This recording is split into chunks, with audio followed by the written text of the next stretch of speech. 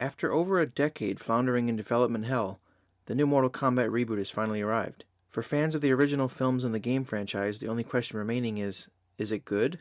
Well, that depends on what your standards are for a film based on the inherently silly concept that is the Mortal Kombat universe. Did I have a good time watching it? Absolutely. Is it dumb? Absolutely. I don't think anyone went into this film expecting Citizen Kane, and most are here for what the franchise does best, the fighting. And the film excels at that, with more fights in this film than either of the previous movies. They hired several professional martial artists to embody certain characters, most notably Joe Taslim from The Raid, and it absolutely shows. There's no way to fake some of the things he does in this film. In fact, Joe Taslim might be the best part of the film for me. His Sub-Zero is a menacing man of few words, but the way he wields ice, making frozen swords and freezing blood into a dagger, is always a visual treat and highly authentic to the games. He's arguably the main villain as opposed to Shang Tsung in this. That word I just used, authentic. That's a good word to describe this film. There are a few creative liberties I'm not fond of, but I'll get to those later. Director Simon McQuoid, who's directed TV commercials for brands such as PlayStation, makes his feature directorial debut here, and he does a good job with the material he's given, and he clearly has a pretty substantial wealth of knowledge about the lore of the MK universe. He also makes it clear that his top priority is to honor the legacy of the games, and in his interviews, he says things like, fans deserve to see their favorite characters done justice on the screen. Those words are music to the ears these days, when lately Hollywood seems to be having an ever-increasing adversarial relationship with fan bases, and sometimes even appears to openly despise the fans. But that's another story for another video. The film is absolutely littered with Easter eggs and references for the hardcore fans of the games. Raiden's medallion from MK9, Kitana's fan blades, Edenians, Shao Kahn, a drawing of Nightwolf, fatalities ripped straight from the games like Scorpion's fire breath and Kung Lao's brutal hat used like a table saw, lines that are ripped straight from the games like flawless victory, and a Johnny Cage tease right before the credits roll. Those lines sometimes come across as cringy because the film takes itself pretty seriously most of the time, and they would feel more at home in the unabashedly campy 90s films. Speaking of the 90s films, I think there's inevitable comparisons that will be made with those movies, especially when it comes to casting. Shang Tsung, played by Kari Hiroyuki Togawa, is iconic, and the new one played by Chin Han doesn't even come close. Nothing against him, but he's not given much to do in this and could have been cut from the film and not affected the plot much. His armored look may be slightly closer to the games, but something about Togawa's trench coat is just irreplaceable. I know he's a good actor, having seen him play Lao in The Dark Knight. It's just that the script here is paper thin, which isn't necessarily a bad thing for a Mortal Kombat movie. Jax and Sonya are serviceable, undeniably better actors than in the previous films. I don't recognize either of them, but that's good for my immersion, as I will now just know them as these characters. Sonya is a much more threatening physical presence this time around, and Jax adheres closer to his game counterpart, losing his limbs to Sub-Zero here instead of Ermac, and not just having arm enhancements like in Annihilation. Reptile was... what even was Reptile? He was more of a big iguana. He still had his iconic invisibility, acid blood, and prehensile tongue, but he was a far cry from his video game counterpart. Part of me hopes that this wasn't the actual reptile we know, and this was just another of his species. This could be the case because Shang Tsung refers to him just as the reptilian in the movie and not necessarily reptile. I guess we'll find out later. But he could easily be brought back in the classic green pajamas. Cousins Kung Lao and Liu Kang were very faithful to the games too, but I gotta say I missed Robin Shu's Liu Kang. The new actor looks the part, sort of. He kinda looks simultaneously lanky and spindly but also ripped. It's the Bruce Lee physique. He has his fireballs and the dragon from the games too, but he is undoubtedly one of the weaker performers in the film. He's definitely no Robin Shu. Kung Lao is one of my favorites. He has a great entrance and has all the great moves with his razor blade hat you'd expect. You also have a band of Outworlders too, who don't say or do much in the film. Some characters were pulled from the deep bench of old Mortal Kombat games that I was unfamiliar with, like Raiko and Natara. Cabal, though, was hands down my favorite design. He's clearly based on his MK11 look, and his blades are a one-for-one recreation. He had a great voice too. Shania was killed off, but with this being the Mortal Kombat universe, most likely all those who died in this will be resurrected in later films. Goro also returns in full CG form, and he looks pretty good most of the time. With a $95 million budget, you can tell they couldn't put as much work as they'd like to into making him look photorealistic, but he's still believable. Melina is a strange one, though. Probably the weirdest design choice. It looks like she just got done drinking a gallon of grape juice or something. She's got this weird purple makeup all over her mouth. It's clearly done because they couldn't afford to constantly CG huge teeth sticking out of her face constantly. But hey, they could have easily done what the games do, which is give her a purple mask. Oh well, maybe next time. Oh, also there's Raiden, but there's not much to say about him. He's not in much, and the actor does a fine job, but come on, he's no Christopher Lambert. Oh, and how could I forget Scorpion? The casting of Hiroyuki Sanada for Hanzo Hasashi was pitch perfect. He brings a gravitas to the role, and the fact that he speaks Japanese the whole time makes it feel all the more authentic. His and Sub-Zero's more samurai-like costumes in this I think lend themselves well to a film, more so than just yellow and blue ninja pajamas. The prologue of the film is probably my favorite part. It was pulled straight from Mortal Kombat Legacy, the YouTube series, and it plays out pretty similarly.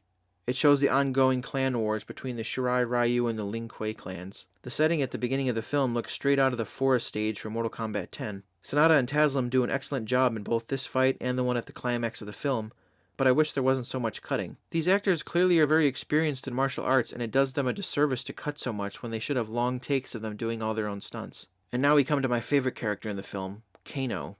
I never thought I'd say those words about a Mortal Kombat film. Josh Lawson is clearly having an absolute blast playing the foul-mouthed Australian mercenary, and all the better for the audience. I think every single joke he made landed for me, and I got quite a few laughs out of his lines. He started off here as a prisoner of Sonya's and ends up helping the good guys for a while. It was an interesting change of pace for a character who's always been depicted as villainous.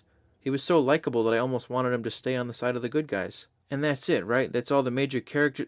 Oh wait, how could I possibly forget the absolutely iconic, unforgettable protagonist, Cole Young? Who?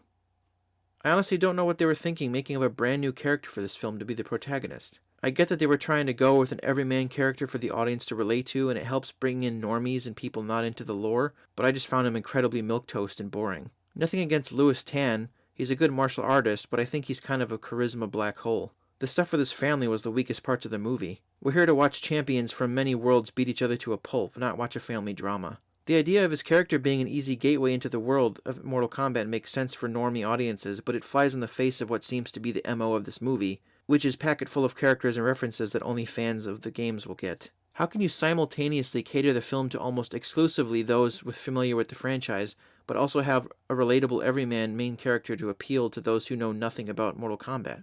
Those two ideas seem at odds with each other while watching the film. Hopefully they pick a lane moving forward for the sequels. Is it for the hardcore fans or is it for normies? Choose one. And speaking of catering to the fans, this brings me to my biggest issue with the film. Arcana. They introduced this weird thing never seen in the games or other films before, where the main fighters have to unlock their abilities, their arcana, by going through hardship or something? Instead of all these characters already having their powers, they acquire them almost like the X-Men, where they appear one day to them in seemingly stressful situations. Jax magically sprouts bigger mechanical arms that build themselves over his creepy wire arms when he needs to pick up a rock. Sonya acquires her arm cannon thing from the game in the middle of a fight. And Cole gets the coolest power of all, a golden suit with pointy police batons. Seriously? That is super lame. He grows literal plot armor. He's about to get wrecked by Goro in a barn, and armor forms around him and he gets like two little lame sticks. Our main hero is a weird golden man that can take tons of punches now and poke you with his little baton like an angry British Bobby. Which brings me to my biggest gripe. Why on Earthrealm, wasn't Cole Young revealed to be Takashi Takeda? I thought that's where it was going. He kept having visions of Scorpion in hell, and they showed the baby being rescued by Raiden from the Hasashi compound, so I figured the big reveal was going to be he was a Hasashi, and he's Takeda from MKX, but I was half right. He's a descendant of Scorpion and a member of the Hasashi bloodline, but he's still just Cole Young. They had that in the palm of their hand and they didn't use it. Who knows, maybe they will still make him Takeda at some point, because Takeda is way cooler than Cole Young. Time will tell, I suppose. Overall, I think it accomplished what it set out to do, which is simply to be fun. Its silly and over-the-top nature maybe didn't reach the levels of the '95 film and the funny bad Annihilation, and maybe it took itself too seriously at points, but nonetheless, it's an entertaining way to spend a couple hours and just turn your brain off. So where do they go from here? Joe Taslim has reportedly signed on for 4 sequels. I wonder if that means they'll just resurrect Bihan, or if they will indeed bring in his brother Kuai Liang and just have Taslim do the Sub-Zero stunt work. There's a perfect setup for Noob Saibot to come into play in the next film, and the Johnny Cage-sized hole this film had looks to be filled next time around with that ending tease. Shang Tsung will likely play a bigger part, most likely resurrecting all his champions that died in this film. This movie honestly felt more like the prelude to Mortal Kombat, since we technically didn't get the tournament at all. It was mostly just Earthrealm's defenders trying to stop Shang Tsung from cheating before the tournament even starts. The '95 film could almost slot right in after this one, since Johnny is absent from this movie. As for other characters I'd like to see in the future, I want to see Ermac, Stryker, Sindel, Nightwolf, Cyrax and Sector, Smoke, Rain, Noob Saibot. Hopefully Cole takes up the mantle as Takeda. Scarlet, Shao Kahn, Aaron Black, and whoever else they can afford.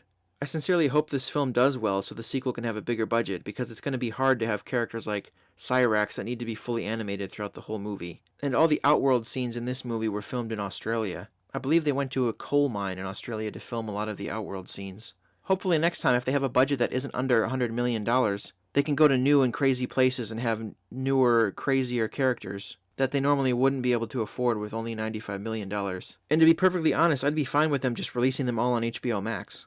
Essentially, it would be just like a high-budget MK TV series. HBO does need content after all. That's really the priority for streaming services now, is just the almighty content, sometimes at the detriment of quality. With theaters closing left and right, streaming services are the future, for better or for worse. So what did you think of Mortal Kombat 2021? Did you like it? Did you hate it? Did you think it was just so-so? Which characters are your favorite from this movie and the overall Mortal Kombat universe? Who do you want to see next? Let me know in the comments. Like the video if you enjoyed my review, subscribe if you haven't already, and I'll see you guys in the next one. Thank you for watching.